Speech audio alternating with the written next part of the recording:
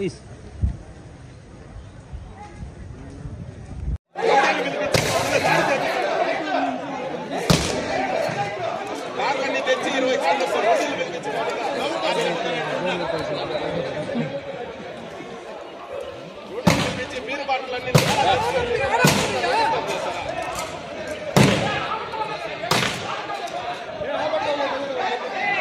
కొంతమంది ఆడే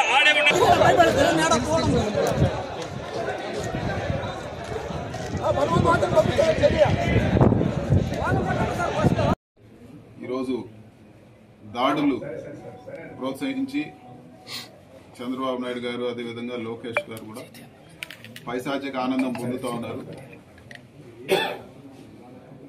నిన్న వినుకొండలో నడి రోడ్లో చేతులు నరికేసి వైఎస్ఆర్సీపీ లీడర్ని చంపేయడం జరిగింది. అదేవిధంగా ఇప్పటికే చాలా మర్డర్లు జరిగాయి, చాలా చోట్ల గొడవలు జరుగుతున్నాయి.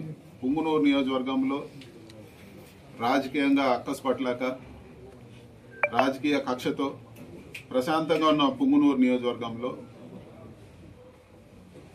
కార్యకర్తల ఇల్లులు నేలమట్టం చేశారు, ఆస్తులు ధ్వంసం చేశారు, ప్రభుత్వ ఆస్తులు డ్యామేజ్ చేశారు, ఎంతమందినో గాయపరిచారు. అదేవిధంగా ఒక ప్రజాప్రతినిధిగా ఎంపీగా ఇక్కడ ప్రశాంతమైన పుంగనూరులో ఈరోజు ప్రజల దగ్గరకు వస్తే కావాలని అడ్డుకొని కావాలనే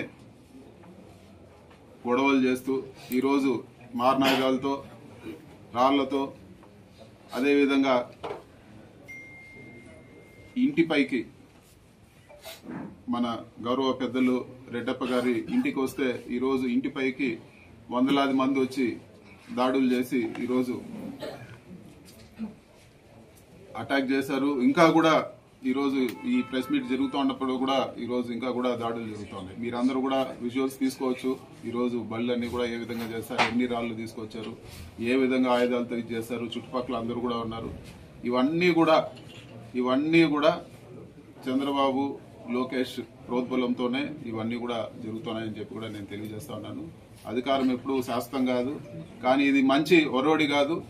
ఈరోజు సగం మంది వచ్చిన తెలుగుదేశం నాయకుల్లో సగం మంది ఇది వరకు పనులు చేసుకున్న వాళ్ళే, ఇది వరకు వచ్చి సహాయాలు పొందిన వాళ్ళే. వీళ్ళందరూ కూడా ఈరోజు చంద్రబాబు నాయుడు లోకేష్ డైరెక్షన్ లో ఈరోజు ఇవన్నీ కూడా ఈ దాడులన్నీ కూడా చేస్తా ఉన్నారు. ఇవన్నీ కూడా ఒక పైశాచిక ఆనందం పొందేదానికే ఇవన్నీ దాడులు కూడా రాజకీయ కక్షతో చేస్తున్నారని చెప్పి కూడా నేను తెలియజేస్తా ఉన్నాను.